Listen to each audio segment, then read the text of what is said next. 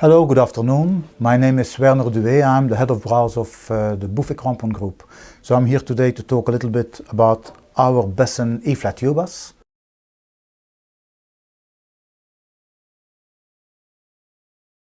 The answer is no, it's not a real new model, it's more a modification of our existing models. So we did quite a lot of rework on it, some modifications to make it even better.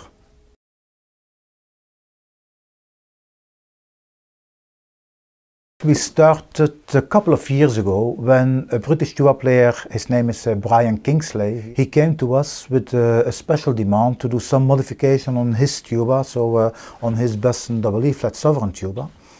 And so we brought him to Germany, and as we are now together since 2014 with B&S and Melton, we are very lucky to have, a big specialist. His name is Ferdinand Kleinschmidt. He is the head of research and development and a very fine tuba player himself, and he is used to do a lot of custom work on tubas. So he is adapting tubas of Melton, B&S, and now also for Besson. So we used his know-how to see how could we do some modification on the Besson tuba. Now by doing this, Brian explained us that actually quite a lot of players in the United Kingdom and abroad are asking the same modifications on their Besson E-flat tubas, and probably since decades. So we were just saying, yeah, but why should we just not trying to modify our series models and just do immediately these modifications to make this instrument then better?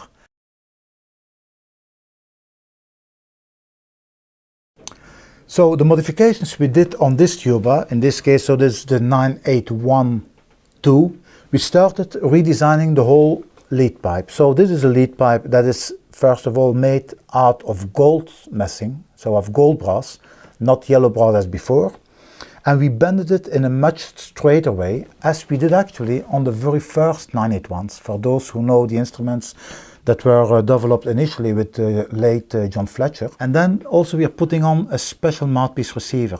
On this mouthpiece receiver we also found out, and that we saw with Brian Kingsley, who is a symphonic player, that they do not play all the time the same mouthpieces as we will find, for instance, in symphonic wind bands or in brass bands. So what we did on this one, with this mouthpiece receiver, we are delivering actually 3 adapters. The 3 adapters has all of them a different diameter, and so whatever mouthpiece you use of whatever make, you will always find the adapter that fits the best the shank of your mouthpiece. So by redesigning this, so we already made it much more open in the lower range for this tuba. But then what also came out is that we had to adapt and make better some of the tuning issues that were existing since quite a long time. So therefore we started cutting in the second valve, then we also cut it in the 4th valve over here. We reworked and redesigned slightly this branch, this part of the branch over here. And then by discussing with Brian and then saying also with all his students, is that modern tuba players of this type of tubas, they're playing in all types of music. They're playing symphonic music, wind bands, brass bands, small ensembles, bigger ensembles. Quite often also the pitch of these ensembles are not all the time the same, and so we have to be able to play in a very comfortable way. Therefore we decided for this tuba so to deliver then all our E-flat tubas actually are now delivered with 2 main tuning slides. This one is much longer than the other one, so this one is for the players, perhaps more the symphonic type of players, who are playing at 444, 441. If you're playing in a top band somewhere in the United Kingdom and Europe, a brass band, quite often they're playing at 442, 443. It will be much more comfortable to use the shorter main tuning slide. Now the 9822, it has all the same modifications except the lead pipe. We kept it in a much higher S shape. The first part of the lead pipe is slightly smaller tapered than on the 9812. The 9812 actually, so with the more open starting of the lead pipe, it gives you a little bit more possibilities if you're going to the lower range, as demanded by symphonic players who will use their tuba in another range much lower playing than you will use it overall in brass playing. So for them this lead pipe will be better fitted.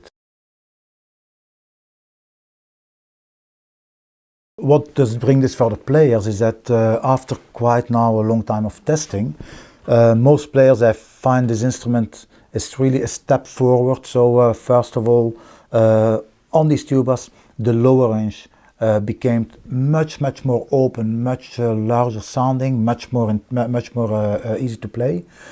Overall, the fact that it's a better and more easy intonation, tuning, makes it much more comfortable to play.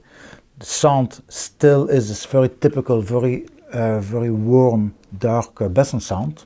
So that we didn't change. Mechanically, there are still 4-valve compensated systems that are really excellent working. So, and we do believe that with this tuba, so we really went another step forward in modern tuba playing.